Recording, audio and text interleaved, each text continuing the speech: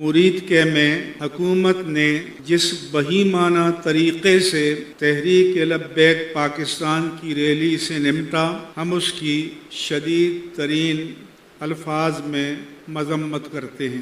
مرید کے میں جو ہوا اس کی جتنی مذمت کی جائے کم ہے۔ شروع اللہ کے نام سے جو بڑا مہربان نہایت رحم کرنے والا ہے۔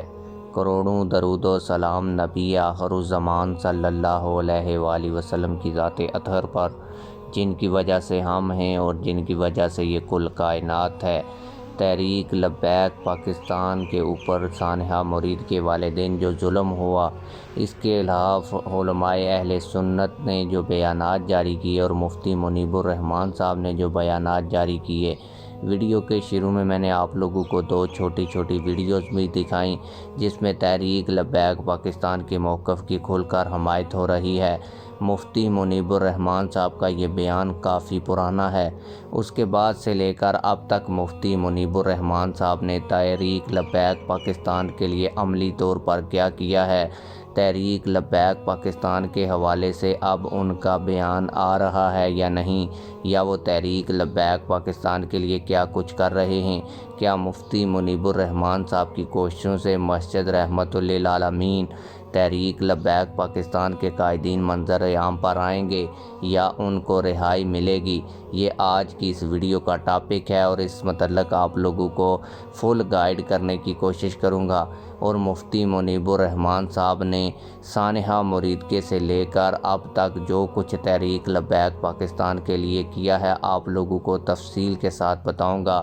لیکن ویڈیو شروع کرنے سے پہلے آپ لوگوں سے یہی گزارش ہے کہ ہم جو مائک یوز کر رہے ہیں اس کے بارے میں آپ لوگوں نے بتانا ہے کہ آپ کو ہماری آواز کیسی آتی ہے۔ دوسری، آپ لوگوں نے اس ویڈیو کو لائک کرنا ہے، کمنٹس میں اپنی رائے لازمی دینی ہے تاکہ اس طرح کی مزید ویڈیوز بھی ہم بناتے رہیں اور آپ لوگوں تک خبریں تحریک لبیک پاکستان کے متعلق پہنچتی رہیں۔ آپ لوگوں کو بتاتا چلوں کہ جیسے ہی سانحہ مرید کے ہوا تو مفتی منیب الرحمان صاحب نے ایک پریس کانفرنس کی جس کی ویڈیو میں ویڈیو کے شروع میں بھی آپ لوگوں کو دکھا چکا ہوں۔ اس کے بعد مریم نواز شریف سے بھی ملاقات کر کے تحریک لبیک پاکستان کی کافی ساری مسجدیں انہوں نے اپنی تنظیم کے زیر انڈر کیں تاکہ جیسے ہی تحریک لبیک پاکستان کے لوگ رہا ہوں تو پھر دوبارہ وہ مسجدیں انہی تک پہنچ جائیں۔ اس کے علاوہ مفتی منیب الرحمان صاحب نے اسلام آباد میں بھی 2 میٹنگز کیں۔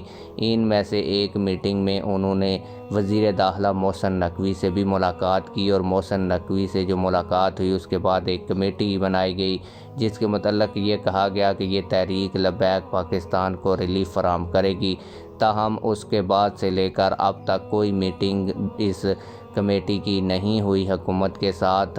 اس کے علاوہ مفتی منیب الرحمان صاحب کی جیسے ہی وزیر داخلہ محسن نقوی سے ملاقات ہوئی تو اس کے بعد مفتی منیب الرحمان صاحب نے کہا تھا کہ اب معاملات جو ہے وہ سیٹلمنٹ کی طرف جائیں گے، لیکن اس سے لے کر اب تک تقریباً 2 سے 2.5 مہینے میرے خیال میں گزر چکے ہیں۔